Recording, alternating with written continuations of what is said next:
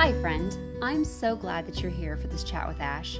You're invited to join me in striving to better know and love God, walk in light of being known and loved by Him, and to make Him known as we share our stories. Some of ours are harder to share than others, but there's hope and beauty in every story because of the author who is doing a great work in and around us every day. Hi, welcome back to this Chats with Ash. If you are watching me on YouTube, you are not seeing things. I am wearing a really weird, funky looking crown on my head. And the reason for that is because I just really like to dress up, okay?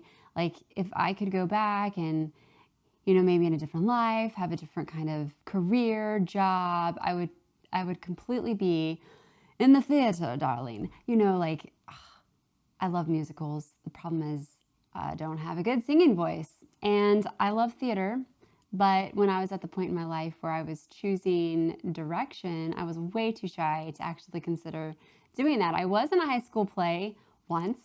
It was Midsummer Night's Dream, and it was a lot of fun. So I do really like it, but most of all, I just love dressing up. It's so much fun. So when I had the idea for this particular episode, I just knew. I was like, I have to dress up to some capacity. I did tone it down from my original idea. I was going to do like full get up, like makeup, clothes, but I'm toning it down. I'm sticking with the crown. If you cannot see because you're not watching on YouTube, the crown looks kind of wicked. And it is meant to, because this episode is all about villains. That's right, villains. Kind of a fun idea and theme, I think, especially in this era of our society when superhero movies have been all the rage for, goodness, I don't know how many years now. So along that note, my husband and I, Eric, we were recently watching the newest Doctor Strange movie. I don't recommend it, okay? This is my personal opinion. Didn't like it. It was way too dark for me. It was, I don't like demonic things. And there was just some stuff in it that I just was very uncomfortable with. I just don't like to go there. That being said, though, it's so funny because that movie resulted in a post that I wrote on my blog, ashleygoodnewsgirl.com. And I can't remember what the title of it was if you want to check it out. But that came from watching the movie, which was kind of funny. Here, I'm actually going to look real quick because if you're interested, you can go. It's called Lost Forever. It was July 20th that I wrote it. And then this episode that I'm about to share with you is the result of watching that horrible movie. Sometimes you just don't know where you're going to get inspiration. Sometimes it's really, really strange places, like the movie about Doctor Strange. So here we go. In the movie, I'm going to try not to give any spoilers for those of you that are interested in this movie and have maybe been following all the movies that have built up to this moment. But there is a character in the movie. Her name is Wanda. And Wanda's story, I'm trying to think of how I can carefully say this. Basically, it is easy with her story to have a lot of empathy towards her. She has created this life for herself in which she is a mother with 2 children. And yet the reality is that they don't actually exist. She's separated from them. And every night she goes to sleep, and in her dreams, she is with her family. And every morning she wakes up and they're not there. So you, as an audience member, you feel bad for her. This is a sad thing. And there are other things in her story that, at least for me, it was like, poor Wanda. But in this movie, she has become the villain. Are there people in your life that you would say have become the villain? The flip side to that question is, have you become the villain for other people in their story? If we're honest with ourselves, we could probably answer yes to both of those questions. I was sharing with a friend some stuff that's been going on and some struggles that I've been having, and just some areas in which it's been very difficult to love. It's been very difficult to have compassion. And yet God has really been convicting me of that and working in my heart on those areas. And my friend pointed out, she said, it's really interesting because perspective impacts us so much. Where I might say to someone, you're the villain, they would probably turn around and say, no, you are. So who is it? And this is where I go back to the movie, because this is a really great example of what I'm trying to share. Wanda is confronted by the good guys in the movie. The good guys who, I might add, have done some questionable things that she points out in the past. And they're saying, you're the villain. Be reasonable. And she says, this is me being reasonable. Have you been there? Where you've got someone that says, be reasonable. And you're like, I am. Or you flip that around. I mean, maybe I'm alone here, but I've been there. What do you do with that? My friend and I were talking about that. Like, when you're so sure that you're not the villain, and you're so sure that they are, but they're so sure that you're the villain and that they aren't, how in the world do you make any progress? Where do you go from there? I think that's a valid question. I think it's something that most of us at some point or another have faced or will face. I've said it before this season, and you're going to hear it probably many times in the future. It is so important to take our questions to God. It is important to remember that He has invited us to the table. He's invited us to a feast. Sorry if you're watching on YouTube, I'm dropping paper. And in it, at this feast, we are to put ourselves in a posture of receiving whatever it is that He is wanting to fill us with. And I love that we serve and love a God who allows us to come to the table with questions. But He says, I will answer you. So let's just dive into this a little bit. This idea of villains. Who's the villain? I think one word that we might find for villain, one substitute we could use is enemy. I prefer not to think of people as my enemy. We always have to be willing, if we're going to go down that road, to consider the fact that I or you may be someone's enemy too. We may be the villain to someone as well. We are to love others, to treat them as we want to be treated. And all of this navigating is going to take a big serving of humility on our part. So if you're ready, posture yourself. No, we're going to have to swallow some humility as we dive into this. I am looking at my phone because I wrote a post back in May where I was talking about those in our lives that are difficult to love. And I said sometimes it's the result of sin within our own hearts, while other times it can be the result of being sinned against. But either way, loving as Christ loved us is how we've been instructed to live. Love isn't primarily something to get. Love is an offering to give. But when it comes to our enemies, how in the world are we supposed to apply that? Jesus talked a lot about loving enemies, and He gave instruction that we are to pray for those that are, or that we feel are, persecuting us. There's an interesting quote I found when I was writing this, and it's from R.C. Sproul. It says, maybe, I wrote, maybe loving your enemies begins with genuine prayer for them because, quote, prayer does change things, all kinds of things. But the most important thing it changes is us. So I think where we really need to start with this question of villain is being willing to honestly ask and be ready to receive an answer to the question, is it possible I am the villain? I mean, in the movie, Wanda really, truly didn't believe she was, even though she was like destroying things and killing people. She felt that she was justified in her actions. It is easy.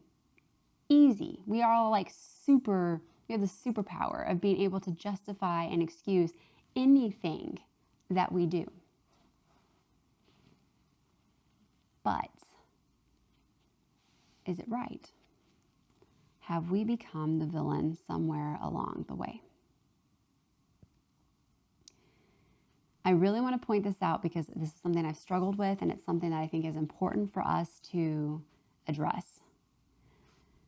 We are never asked to pretend that wrong is right. We are never asked to pretend that something is fine when it isn't. In fact, especially when we're dealing with other believers and there's conflict, we've been given instruction. Matthew 18 is a great place to start investigating this topic of going directly to that person and beginning a conversation. We're to start addressing if there is sin, if there's been a wrong thing, if there's hurt, that needs addressed.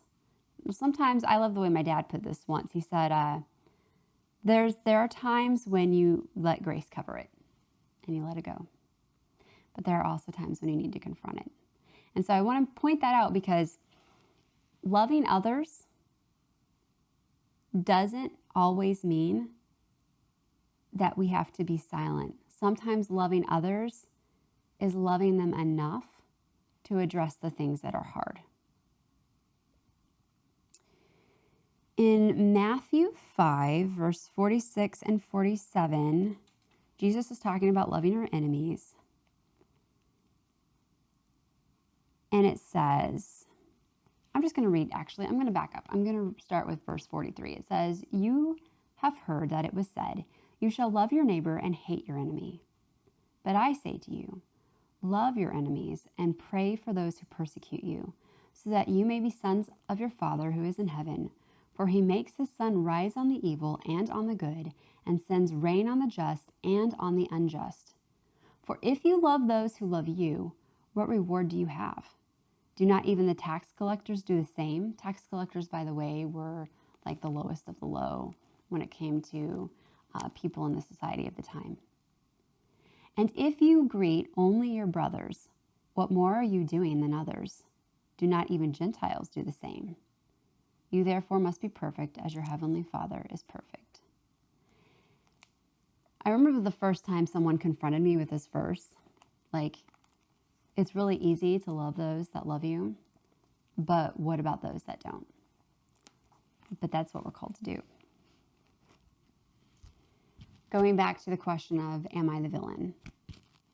We have been called to follow Christ, to die to self, to carry our crosses. And part of that means that we have to go before the surgeon, the heart surgeon, Jesus, and say, here is my heart.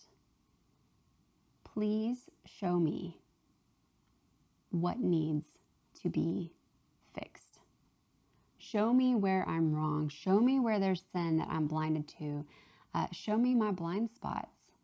Open my eyes to where I need convicted. Open my eyes to where I need to ask for forgiveness of you, of others.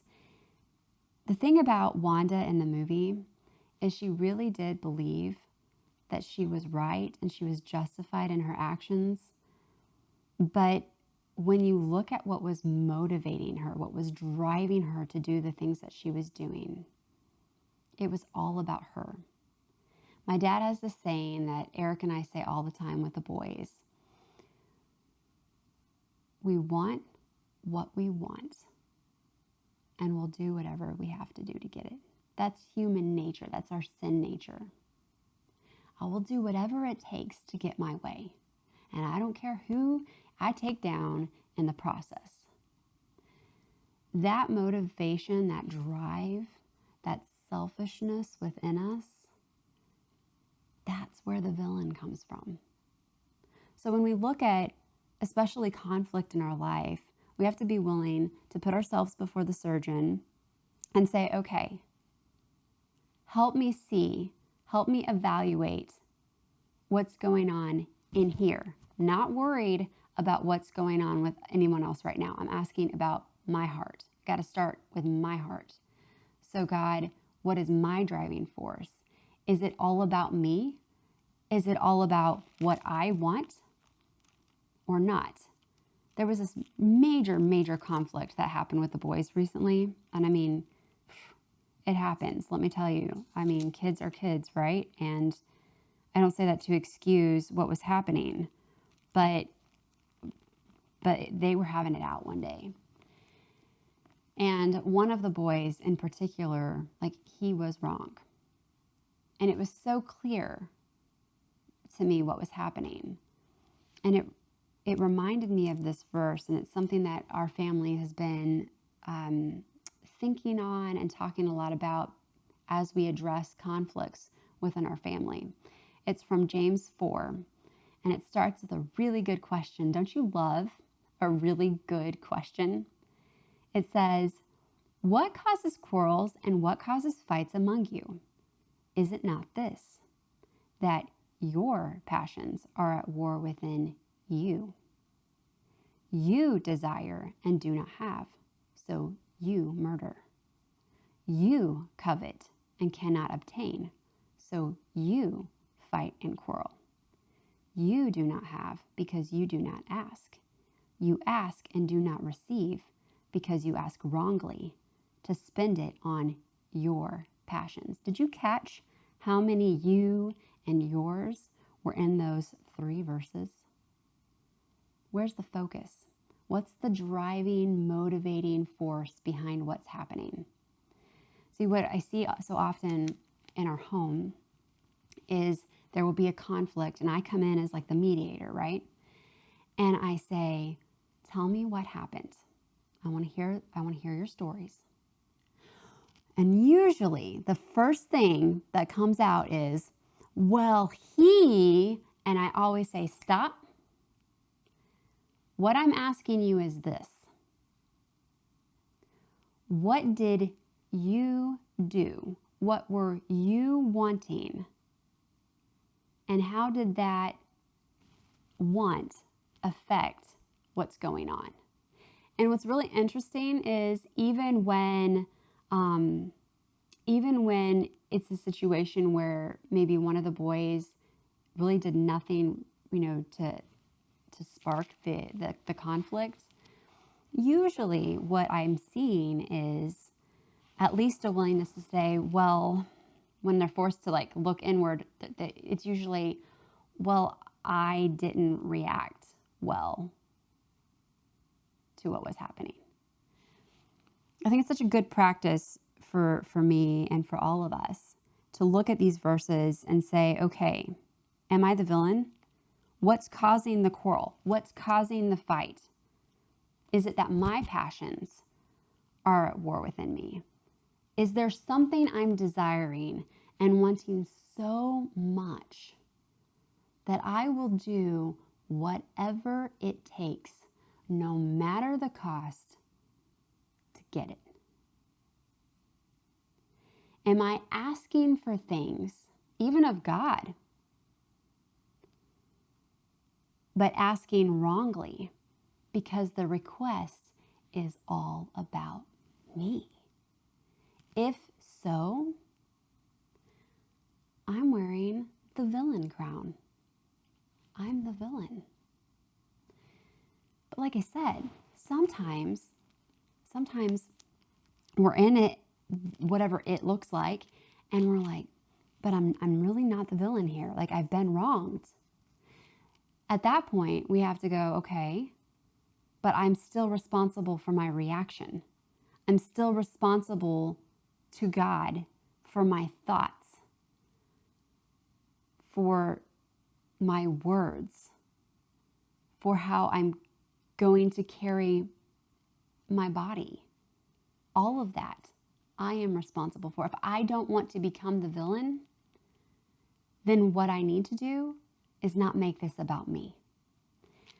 That is a really big struggle, isn't it? Because that's like the easiest thing for us to do.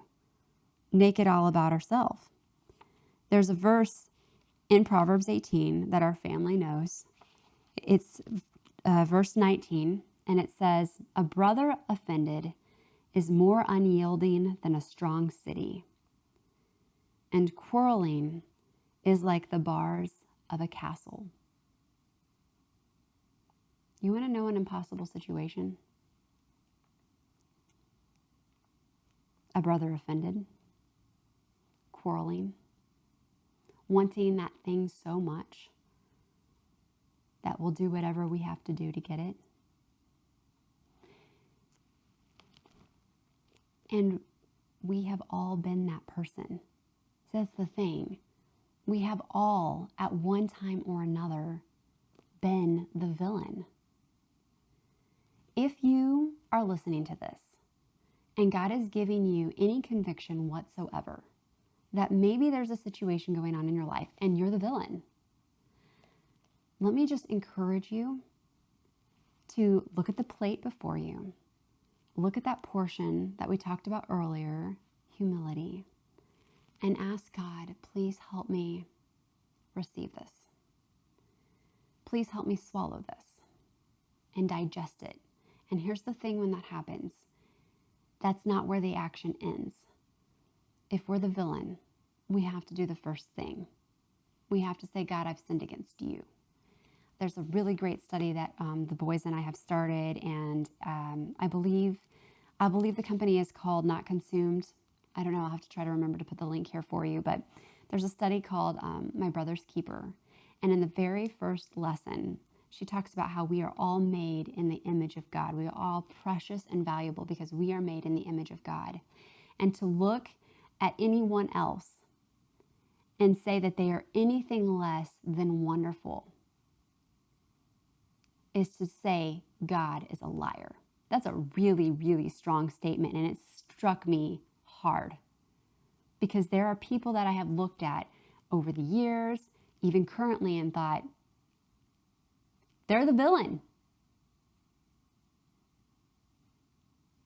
And I don't have to pretend that wrong is right, but I do need to recognize that everyone that I come in contact with has been created in God's image, is precious in His sight, and is worth something. If you are the villain today, you got to swallow the humility. You have to be willing to confess if the fight and quarrel has come from you, from your desires, from your passions. I've been there. It's really, really hard to do. That's why we need Jesus. But the freedom that comes from that, the breaking down of a strong city, the destruction of bars that have separated, is an amazing thing to experience. Now, before we wrap up today, I want to encourage those of you that are like, but no, seriously, like, I'm not the villain. I've been there too, where you've been wronged. And that wrong can come in many, many different forms. But interestingly enough, if you're in that position, the same thing is on your plate as the villain: humility. Forgiveness that we have experienced from God, we are to extend to others. That means maybe recognizing not excusing, but recognizing there is a need for compassion. Compassion might come in the form of confrontation. The way we do that is very important, but sometimes that's what compassion and love look like. But compassion might also just mean recognizing maybe you're dealing with someone who is very hurt. And if nothing else, asking God to give you the humility of, give me true compassion for them. A compassion that literally drives me to my knees to pray for them. Not praying that God will rain down fire on them, but genuinely praying for them as I would want someone to pray for me. Maybe that humility that you swallow means that you learn to weep for your enemy. You weep for the brokenness that you see. You weep for the unyielding spirit. You weep for the unrepentance that's there. You weep for the brokenness. And you plead with the only one who is capable of bringing true healing. I don't know. The question today is, are you the villain or not? But however you answer that question, the portion on the plate today is a big heaping dose of humility. It's hard for all of us to swallow, but with God, we are able. Are you brave enough to ask Him to help you do that today? I don't know, I'm right there with you in the struggle, but with God, all things are possible. And He can change the villain into a child that is free. I hope you go and experience His grace and His joy, and that you're able to extend that to others this week. See you next time.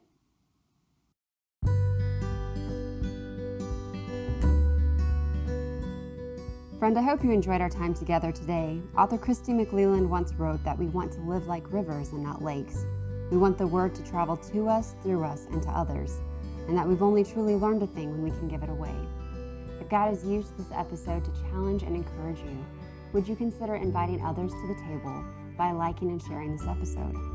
It's my prayer that we will grow in boldness as we share our stories and reveal the author and how he has made all the difference.